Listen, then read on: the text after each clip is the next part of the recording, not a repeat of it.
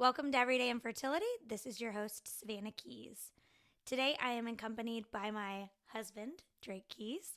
And in this episode, we are going to be discussing infertility from the spouse's point of view, Drake's thoughts on our IVF journey so far, and how to support and be supported by your spouse during this journey. As a fun little bonus, we'll do a question and answer at the end of this episode. And that'll be some questions of my own and some questions from some of our followers on Instagram. But other than that, let's hop into it.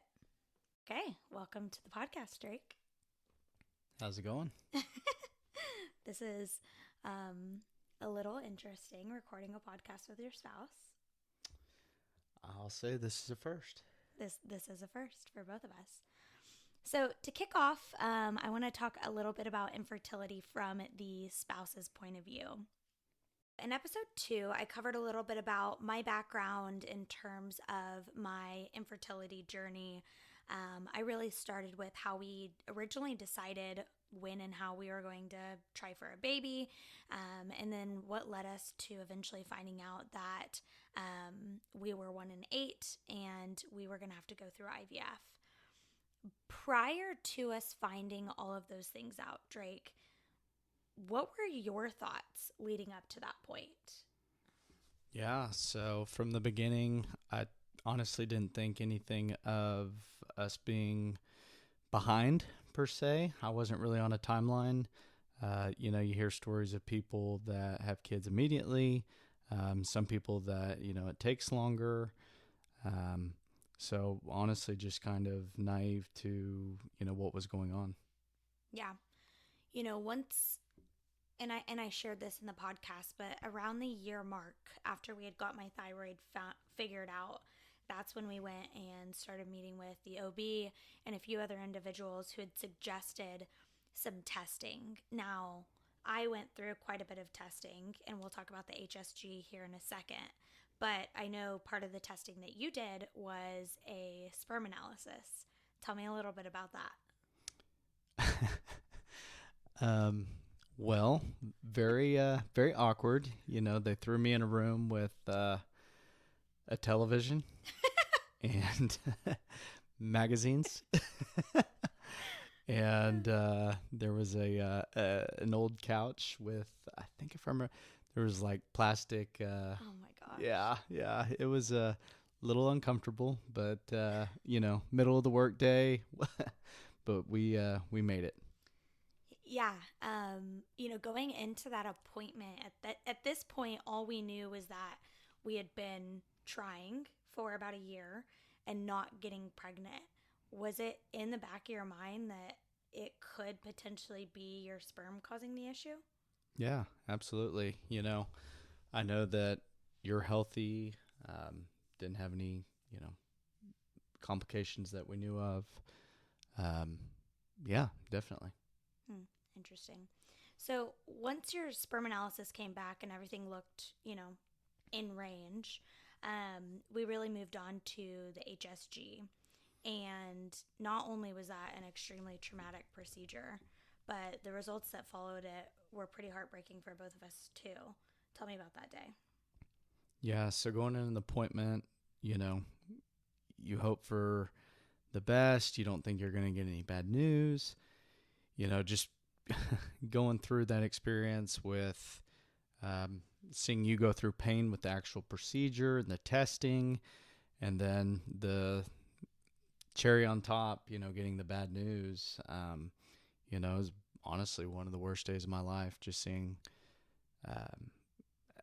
how it made you feel and how sad, you were.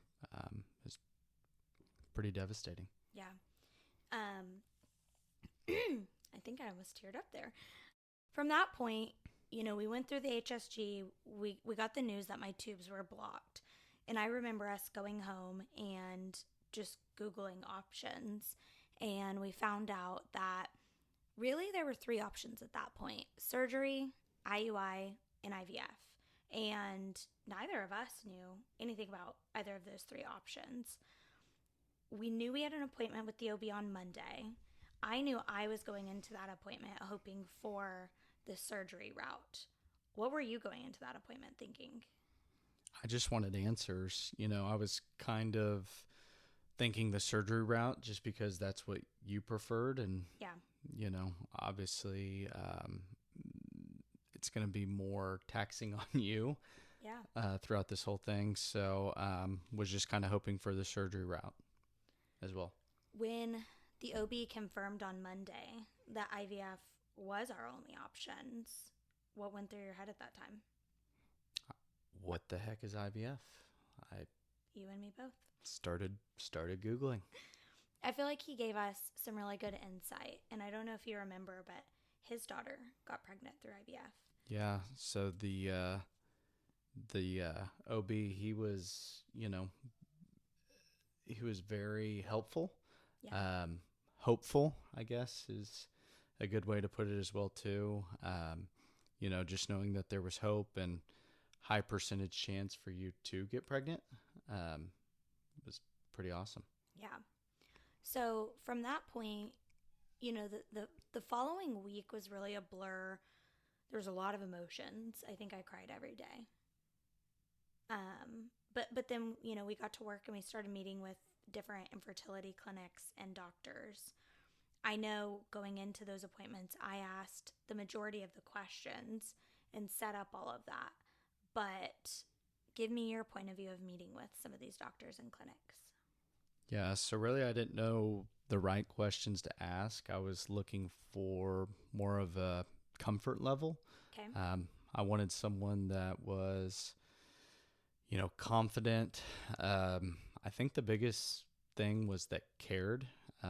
So I feel like the one that we ended up using, I feel like he seemed to care the most, and I felt like would give you the most attention needed.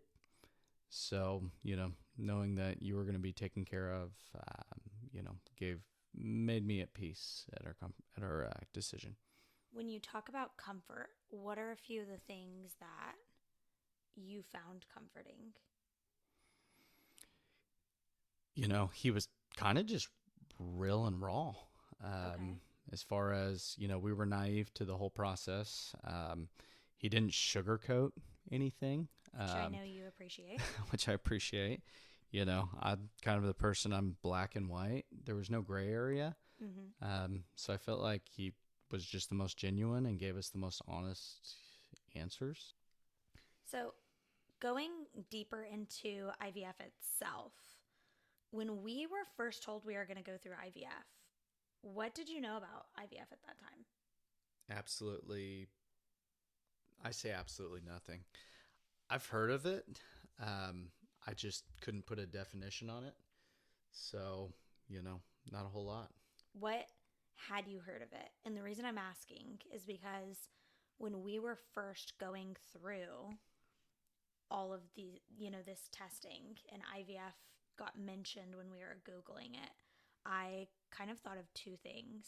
One, celebrities. Two, same sex couples. So, that is all I knew about IVF. What did you know about it just from hearing?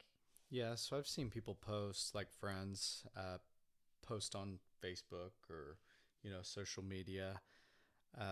You know, you pay attention to it, but you don't pay attention to it, if that makes sense. Yeah. Meaning, if you're not going through it, you don't really dive into it. So That makes sense. Did you know anyone close to you? You mentioned you saw people on Facebook, but, family and friends. yeah, no immediate family, no immediate friends that I still talk to. So no, it's just not a topic that was ever brought up ever. So, a little over a year into our IVF journey, how would you rate your knowledge on IVF so far? Compared to you, not good. Now probably probably honestly about a 4 out of a 10, and that's being generous. I would rank you higher. What are the parts that you don't feel you know? The scary definitions. So example. When you start getting into women's body parts, you're like, oh my gosh, what? I didn't even know that was a body part. Do you know what IVF stands for? In vitro fertility. Oh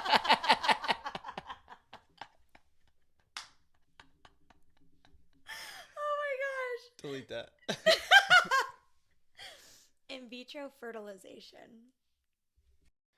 So we started pretty quickly from our first appointment to the egg retrieval.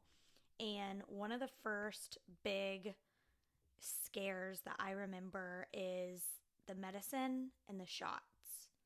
Tell me about your opinion on all of that. Or I guess not opinion. Tell me about your outlook on all of that. It was very overwhelming. A lot of needles, a lot of vials, tubes. I was thinking, holy crap, I hope Savannah knows what the hell she's doing. I remember we went to a little class, think of it as that. And our nurse at the time showed us how to mix them, made sure we knew how to switch out needles, all of those things. And I remember she asked us, so who's going to do the shots? And we both answered at the same time. And I said you, and you said you. And it was funny because the nurse was like, so who's doing them? Do you remember that?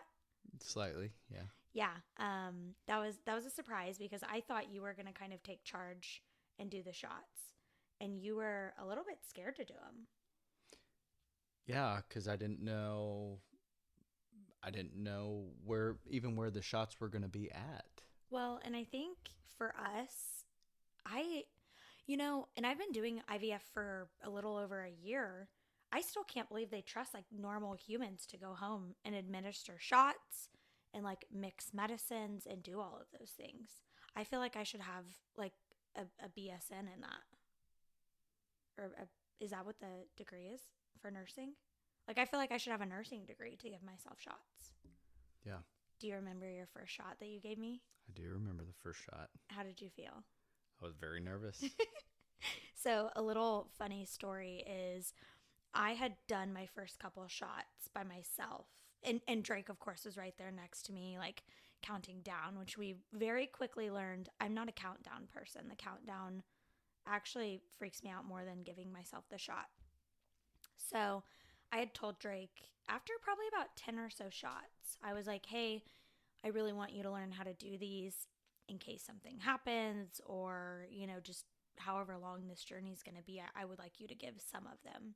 And I asked you to go to the store and pick up a peach because I read online that peaches mimic the stomach skin. He's closing his eyes. He does not want me to tell this story. Eye roll.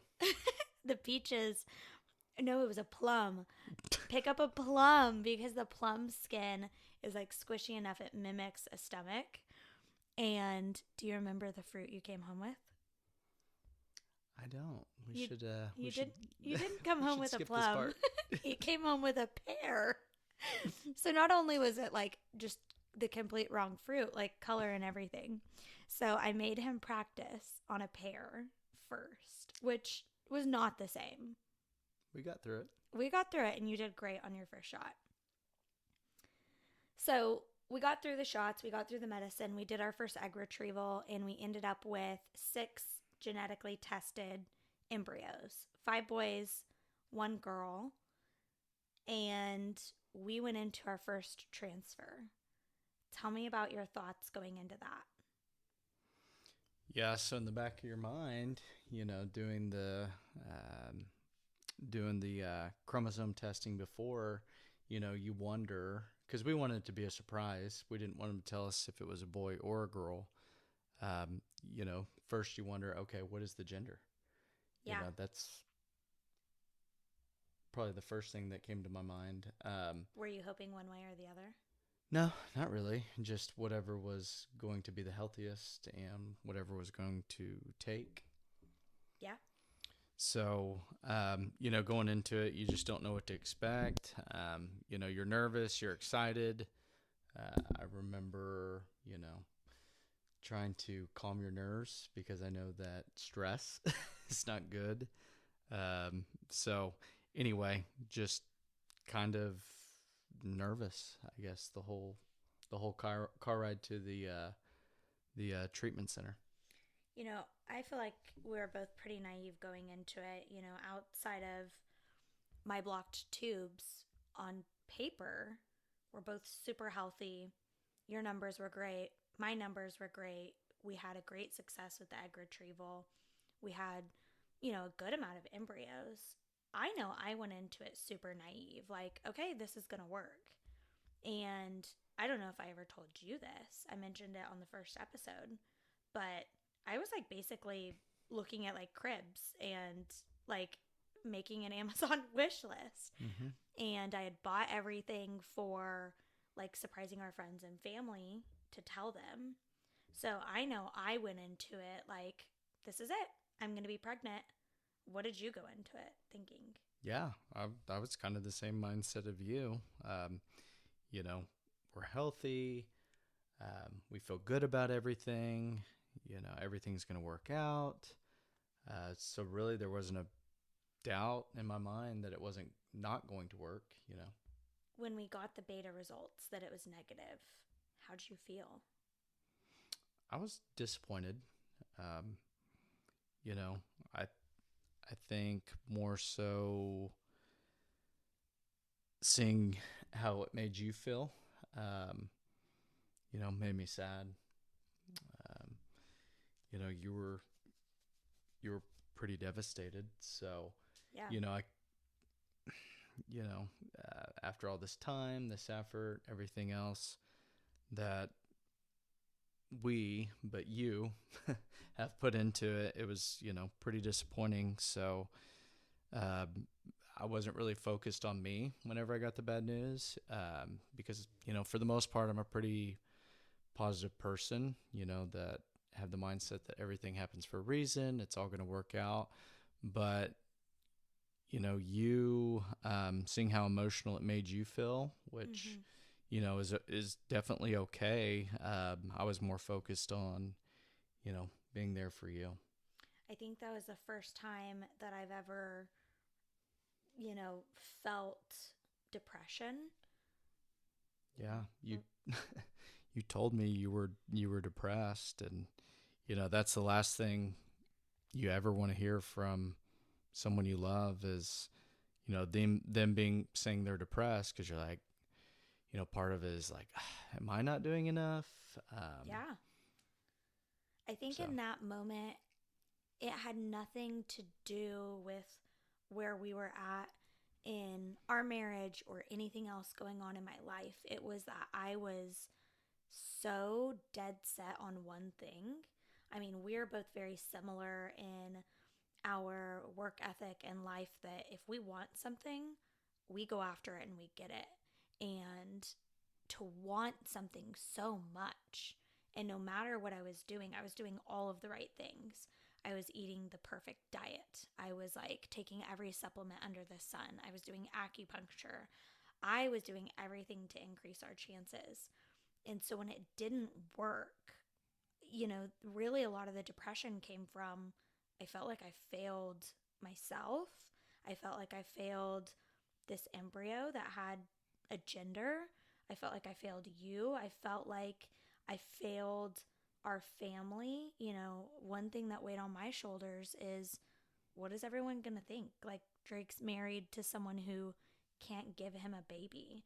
And that's really where I struggled is that those feelings of just like disappointment. yeah, I remember you asking me if I still love you, and I said of course. But it kind of, put in perspective too, how much I care for you and how much I love you. Whether you can have a kid naturally or not. It didn't change my feelings towards you, but that was a hard thing to hear as well too. So I think that's so natural. I mean, especially for women, not to make it any different. There are men that go through infertility journeys.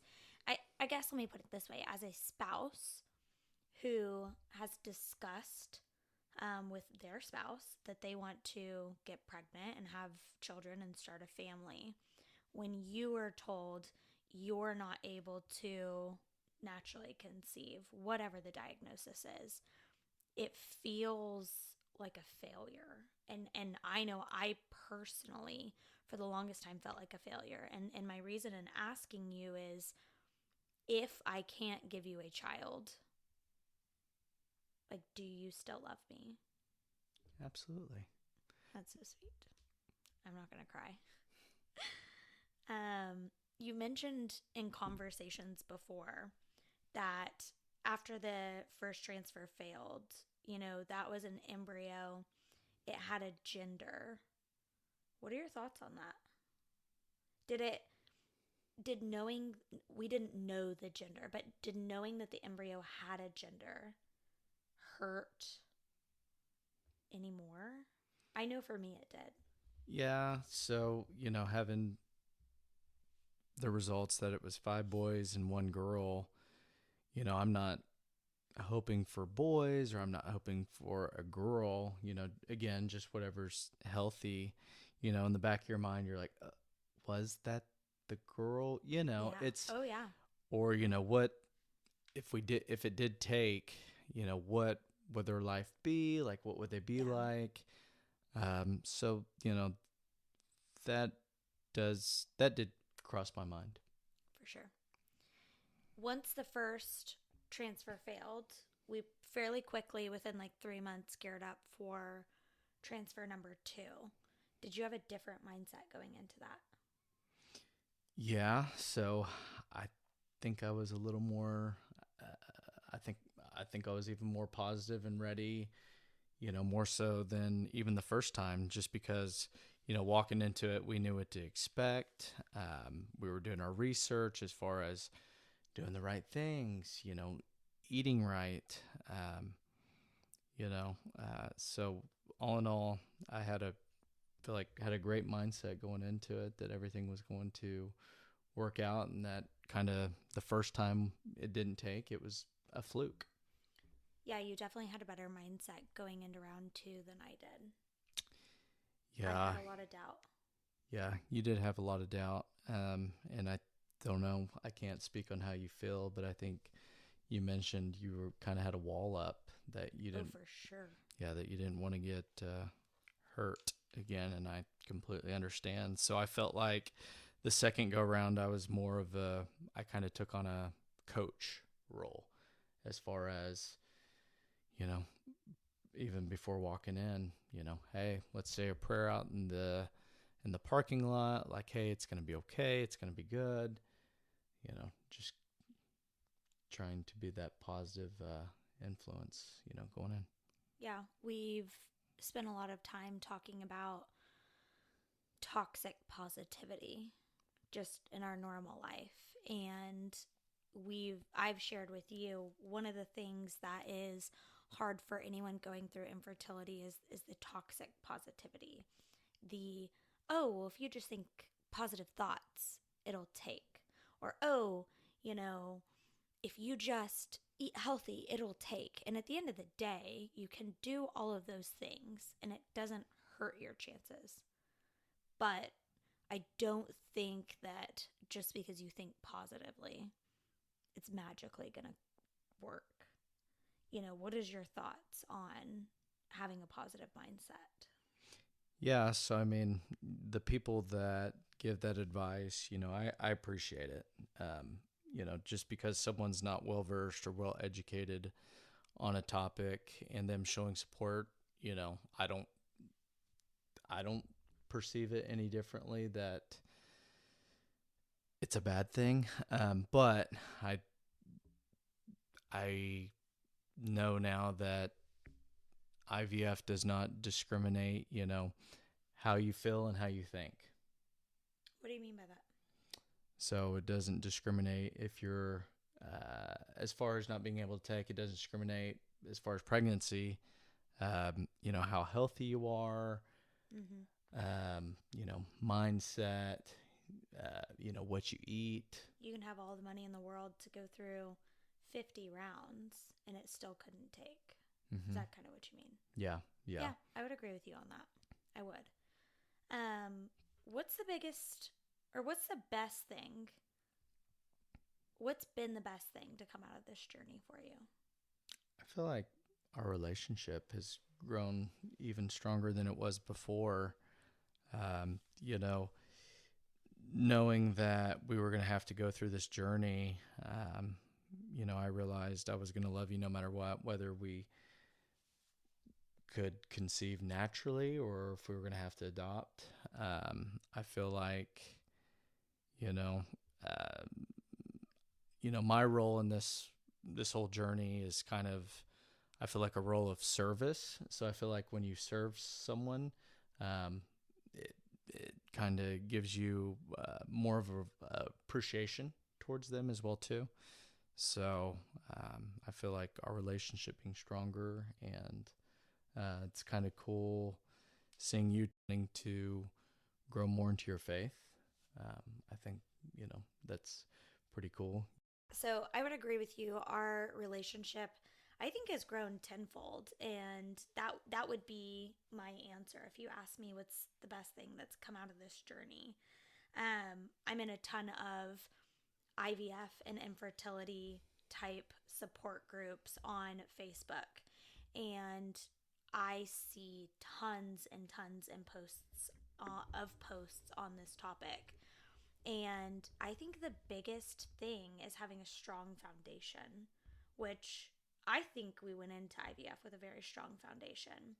And while we've been presented with lots of hardships and, heartbreaking news along the way, I think it's only taken that foundation and grown upon it. What would you tell to a stranger who they're maybe going through a rocky relationship situation because of infertility? What would you tell to them?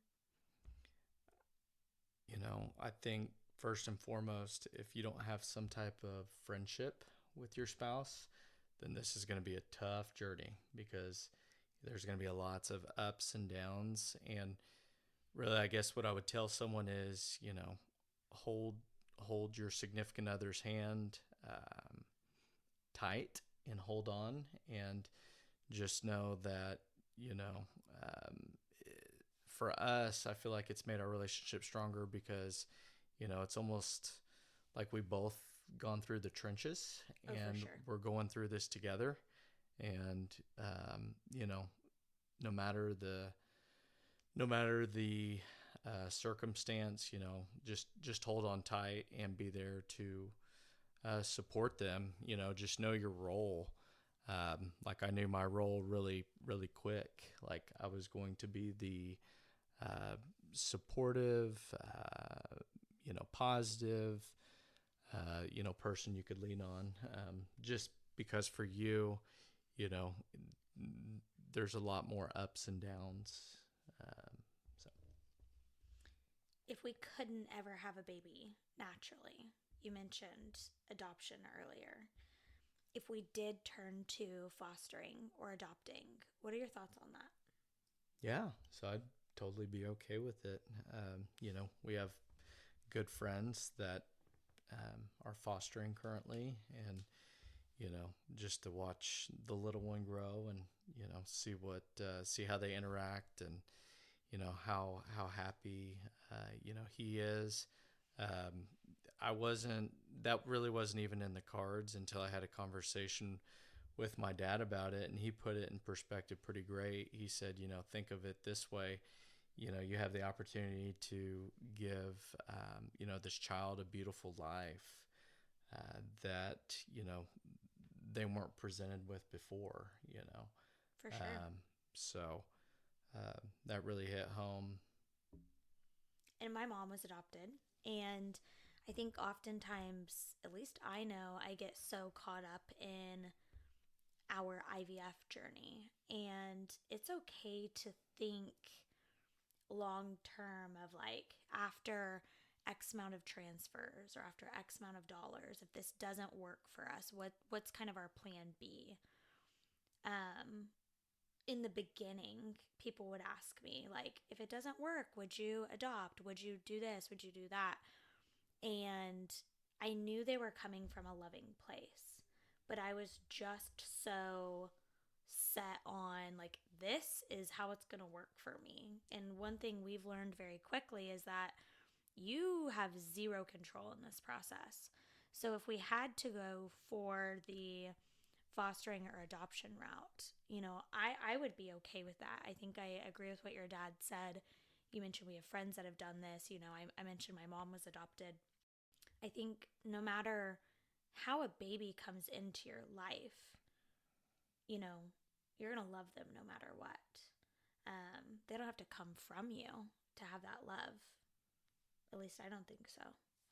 No, I'd agree with you on that. I mean, you know, preferably you would like to, you know, have one of your own. 100%. But, after kind of going through this journey and kind of opening my eyes to, um, what other people go through and what's going on in life, really you don't have to be blood related to have that love. And, especially a newborn baby that, that you do, we'll say, adopt, when they look at you, they don't know if they have no idea that you're not their blood relative in that moment. Yeah, I totally agree with you. I think you couldn't have said it better.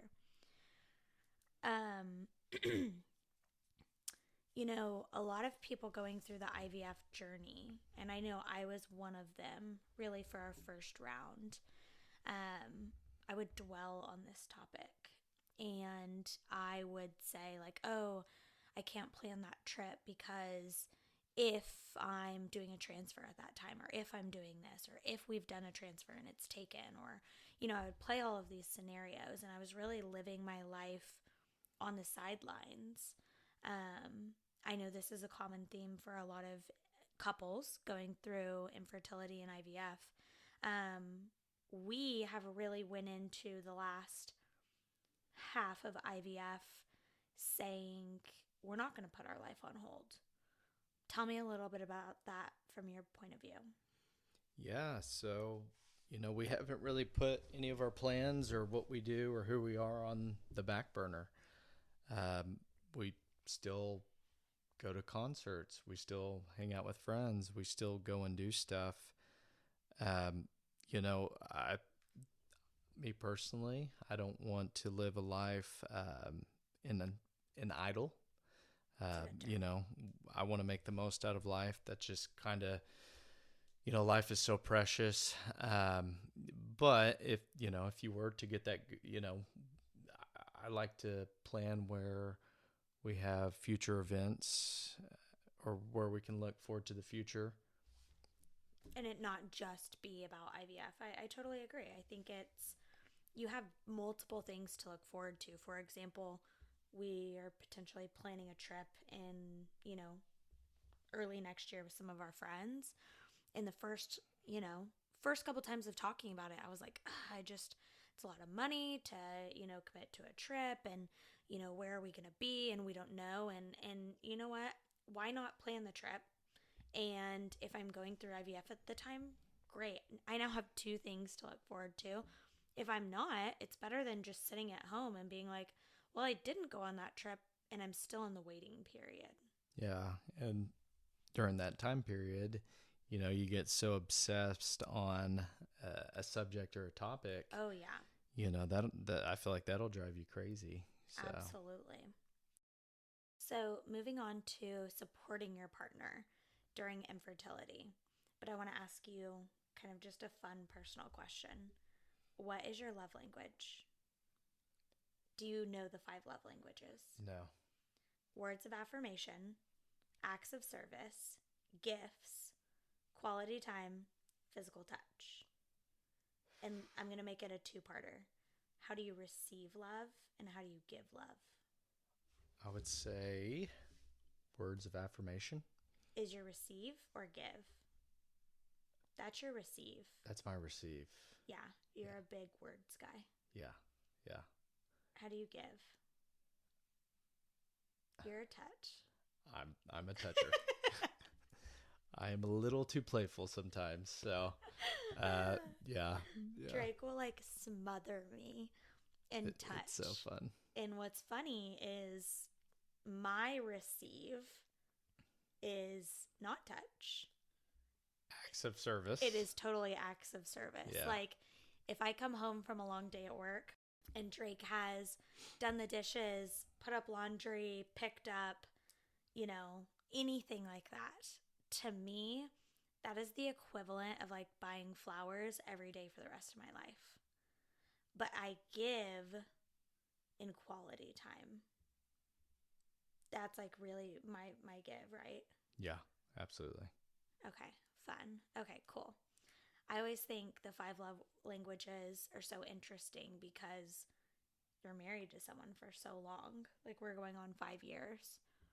And even just like having that reset of remembering, like, oh, yeah, Drake is very much a words of affirmation person. Keeping those things top of mind really help in situations like this where you're trying to support your partner or you need support from your partner. Yeah, I know if you're having a bad day or if I did something wrong, dishes are going to be put up, house is going to be spotless. And I can just send you a really nice text saying how much I love you. That's right. Yeah. What's your mindset or what's your outlook on supporting a partner who may be the one who's taking the brunt of infertility? Yeah. So, You kind you of know, touched on it earlier, but yeah. I mean, so, you know, again, everybody's how they feel and their emotions, they're all going to be different, right? So, it's more of a roller coaster as far as the ups and downs, which is okay. Um, again, I knew my role. I was going to be the, supporting cast the whole time.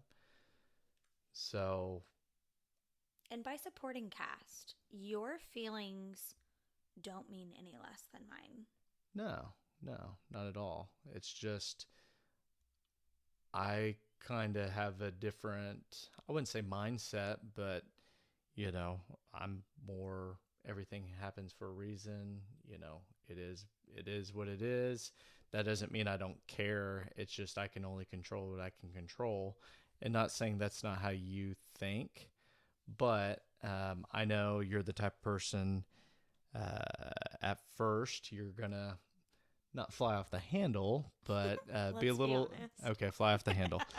And, just kind of get you back to even ground of, hey, you're going to have your moment. I'm going to Yeah. be here. I'm going to listen to you. I'm going to talk when needed. I'm going to listen when needed. Yeah. So just kind of feel through how you're feeling. How do you feel my mindset has been throughout this journey overall? I mean, I've been super impressed with you through this whole journey. There's been times where I think you're flying off the handle sometimes. And there's times where I'm like, oh my gosh, she's just being so cool about this. So, Yeah. Oh, for sure. I mean, I feel like I categorize my mindset going through infertility in IVF in like maybe three buckets. One bucket is things are going really well, I'm level headed. The next bucket is I'm like totally numb.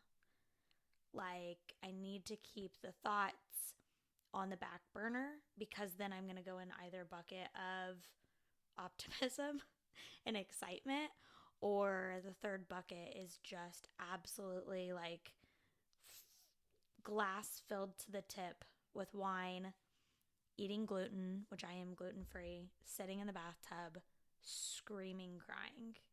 So they're like, those are my three mindsets, like level headed, numb, or like absolutely, like you said, flying off the handle. But those situations have only happened on the day we found out about our HSG, the day we found out that we are going to have to go through IVF, first failed transfer, second failed transfer, and like a few other times throughout that. So, I mean, really, in the past 3 years, I can add those scenarios on one or two hands. That doesn't mean I'm not feeling those emotions. Yeah, I feel like you're a very goal-oriented person. Oh, for So I sure. feel like the when you get news that you're getting closer to your goal, Yeah. like we're moving in the right direction. With your thyroid, when we don't get the best news, I feel like you're more disappointed just because, you know, you're the type of person, you're a go-getter, And a control freak. and a control freak. So, I feel like you have to have kind of a balance of both, through this process. Like, yes, you have to do all the right things, but at the other end, you have to be realistic and know that you can only control what you can control too. So there's a balance, I feel like. I've talked a lot about mindset. And for those of you that don't know Drake, gosh, I've known you for 8 years. I've known you for longer, but we've been together for 8 years. We're going on 5 years of marriage. In the earlier part of our relationship, you didn't always have the best mindset. No, no. You used to also fly off the handle and get extremely stressed and like compulsively obsess over things that you couldn't control. Yeah. So a lot of it was job related. I was very numbers oriented. So I would always obsess of how am I going to hit this goal? How am I going to do this? How am I going to do that? So yeah, you're right. I was that way. And every little thing would set you off. Mm-hmm. Yep. What changed for you? How did you change your mindset? So probably about almost 3-4 years ago, I started. This sounds weird because, If you but know Drake, what is about to come out of his mouth is so shocking. To this day, I will tell people what you did, what you're about to say. And people are like, Drake, keys? And I'm like, I know. So what'd you do? so I got into meditating. I downloaded this app called Headspace. I was not in the best place, and I would listen to self-help podcasts and all this positive stuff, and there was a common theme of meditation that kept being brought up. So, as stupid as it sounded, I went ahead and gave it a try, and it didn't work immediately, but I think after doing it every day consistently for, I think it took like a couple months, I started to notice a difference, and now I look at life a little differently and don't fly off the handle, and am very, very, have very, very minimal stress. I think that's been super helpful in this journey because you have often approached things of you can only control what you can control and kind of been that voice of reason for me. One thing, and I hope you don't mind me sharing this, but one thing that Drake tries to keep top of mind for me is the fact that we have so much in life to be grateful for.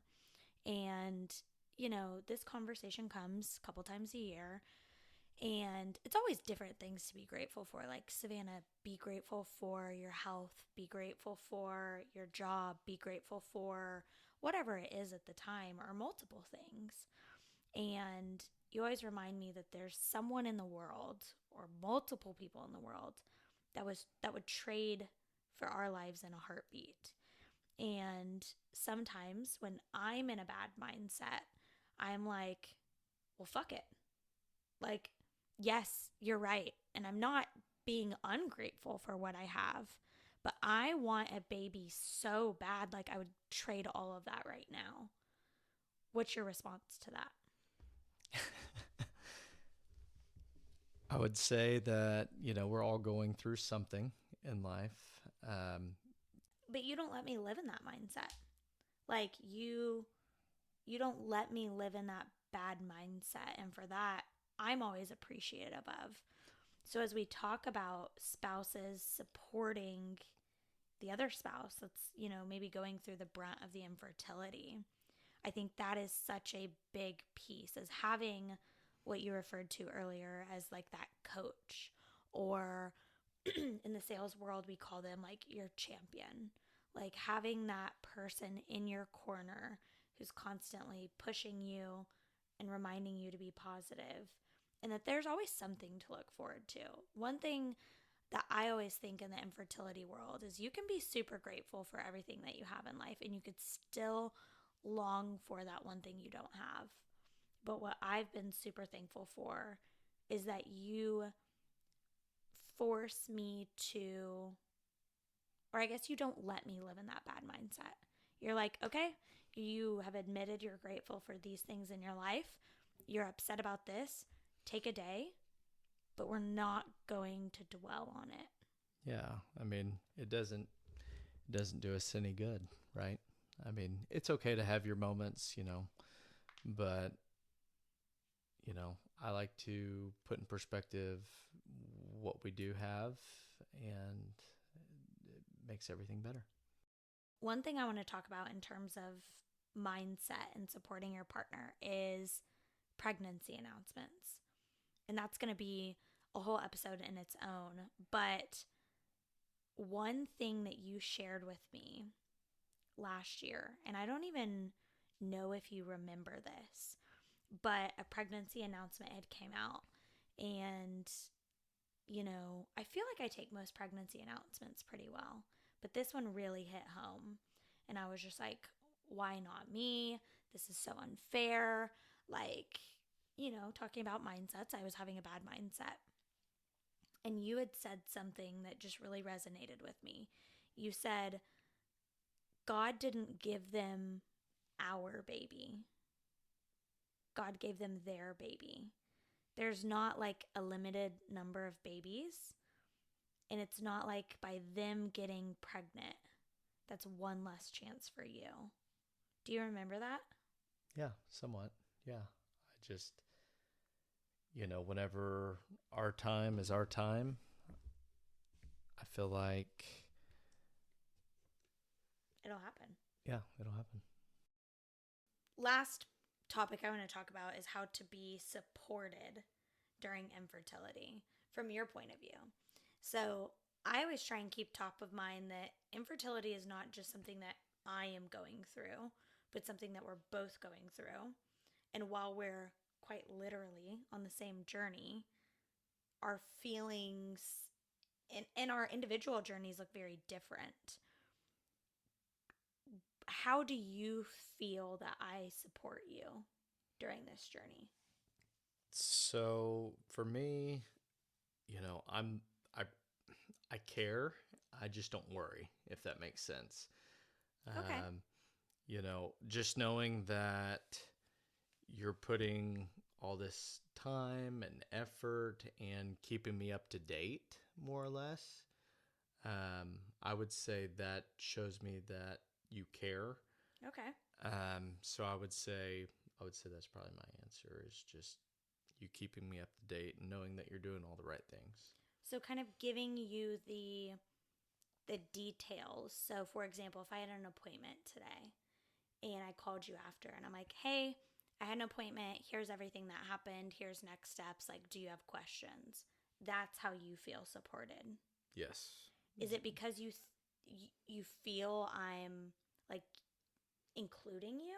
I feel like being kept in the loop Okay. because, it's not my body.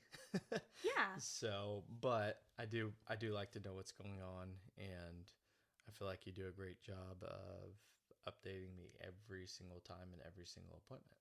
It is half of your embryo going inside of my body, though. I forget that. Do you feel that I ask you enough how you're doing? Yeah. I mean, I think if something bugged me, or if I felt like I wasn't being supported, that I would probably let you know. So, um, as a guy, it's hard to talk about how you feel and emotions and this and that. So I would say everybody's a little different.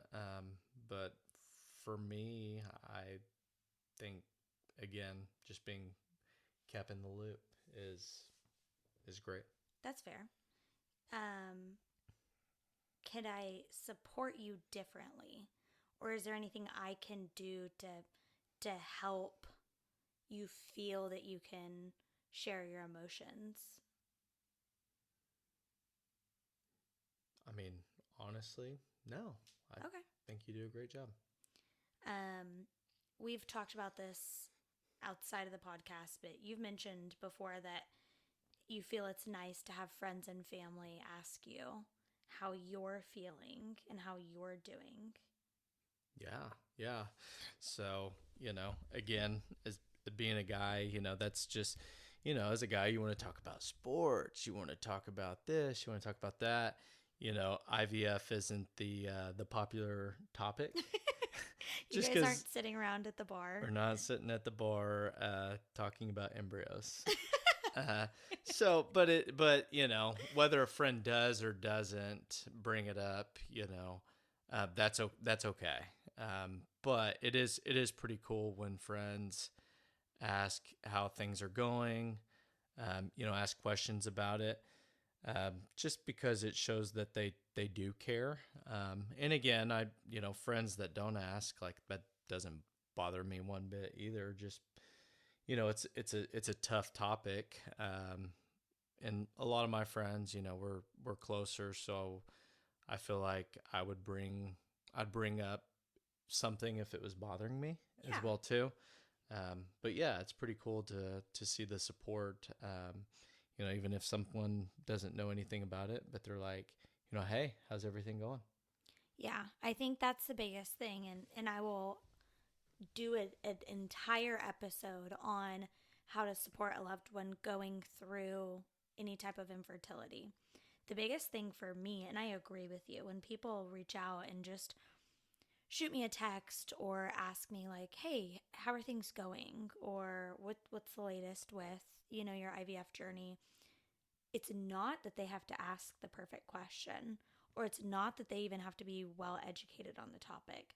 To me, I mean, it means truly the world to me that they even just think to ask how I'm feeling. Yeah, yeah. I and I think more people. I know a lot more people reach out to you. Just again, and being a guy, it's very rare when people do reach out to you. So when someone does reach out and does ask how you're doing, it stands out. You do recognize that, and you're like, oh, that's pretty cool. They didn't have to ask that. Like, even though I'm okay, they didn't have to ask, and they didn't have to care. Well, and not to assume, but I would think a lot of people would also ask, like, oh, how's Savannah doing? So I'm sure it feels nice for you to get asked, how are you doing and how are you feeling? Yeah, sometimes almost I get taken back. Like, what? What? They Um, care about me? yeah, like I'm just behind the scenes. You are not behind the scenes. You're right by my side. So you've discussed the topic of infertility with other men and husbands in similar positions. What are some of the common themes that you hear in those conversations? Yeah, so it's kind of broad. We're not very well versed on the topic. I think that's I think it's more of a understanding, that hey, we're both going through it. It sucks.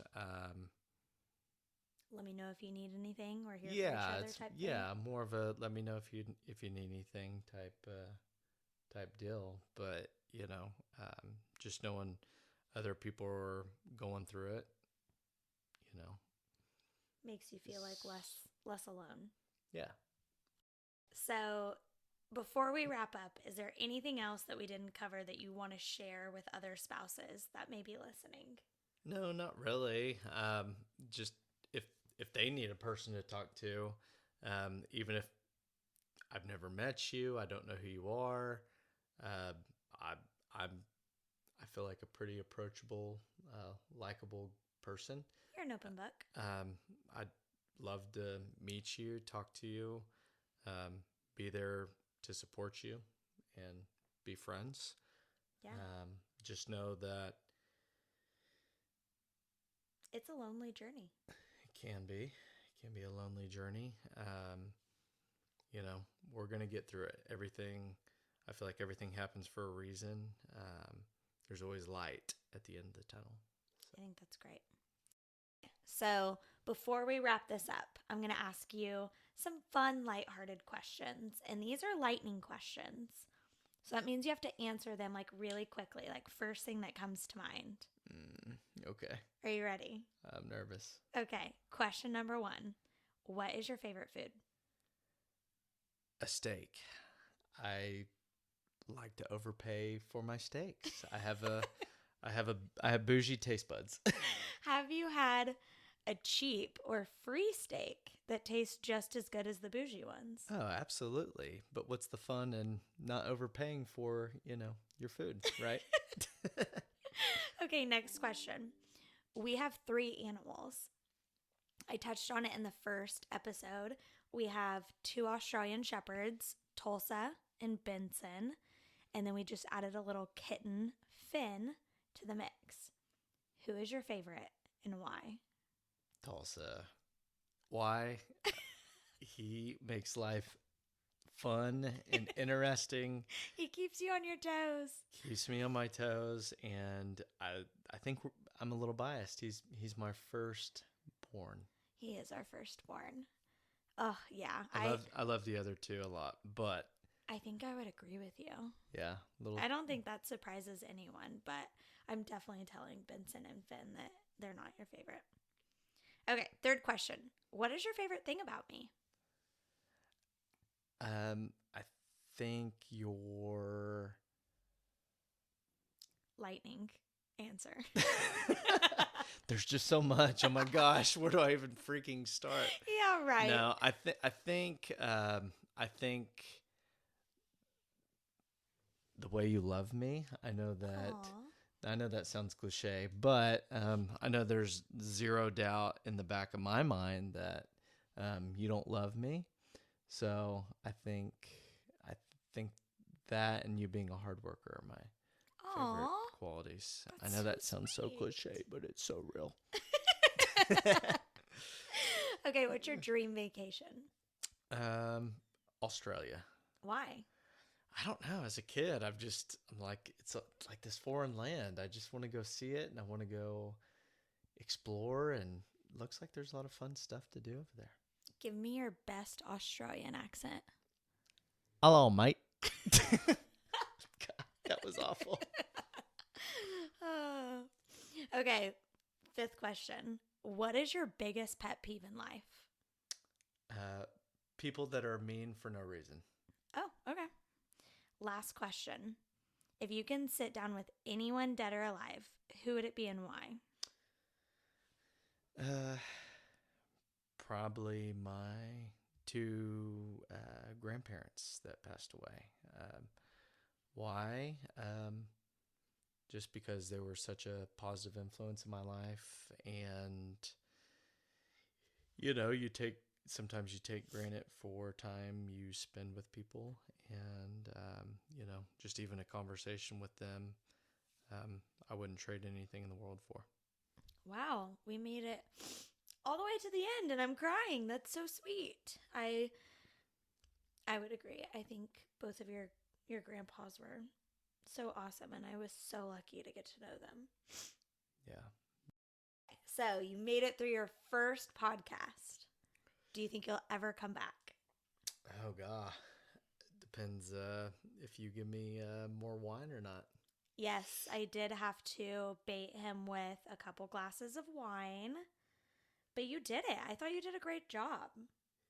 Yeah, it's just kind of intimidating, to be honest. I listen to Spotify every day and listen to all these podcasts, and I'm like, holy crap, I gotta be impressive like these people, and I absolutely was not. So. I thought you were impressive. To set a scene for everyone, we are in my home office, and I have these like 2 big brown leather chairs, and we're literally just posted up, sweatpants, mics in our face. And this was fun. I would definitely record another podcast with you. Yeah, I just think it's so impressive how good you are at all this. Like, everything is so professional, and you're great at speaking, and I'm like, oh my God, you rock. I'm blushing. Okay, well, thank you, Drake, for coming on. I know you were extremely nervous. You did a great job. You should definitely think of starting your own podcast. Cringe. But seriously, thank you so much for sharing. I know it's not easy. I know that was not easy for you, but I think of all of the people out there on their own infertility journeys and going through their own infertility battles. And I think this will be a resource to share with their spouse, or, maybe even listen to, as the spouse, and understanding, how do I support? What are things I can do? And kind of what are normal thoughts and feelings? As always, thank you so much for being here. I really appreciate it.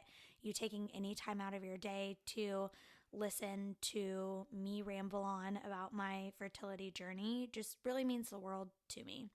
I firmly believe that with getting this topic out there, we can help kind of crush the taboo or stigma that infertility holds. So please like, share, follow along with anyone in your life who may be going through a similar journey, or, starting out their journey. Yeah. And I just want to say how impressive you are. I'm so proud of you. I love you so much. Even if this positively impacts, one person, I think, it's well worth it. And you're just such an impressive and awesome person. And I love you, and I love your big heart. And I can't wait to see, where this goes. So thank you guys for supporting my wife. That means everything to our family. And I love you. Oh, I love you too. I have tears in my eyes. Oh my gosh. Please like, share, follow along. You can catch me on Instagram at Everyday Infertility, and you can always email me at everydayinfertility@gmail.com. Thank you guys so much. We'll see you next week.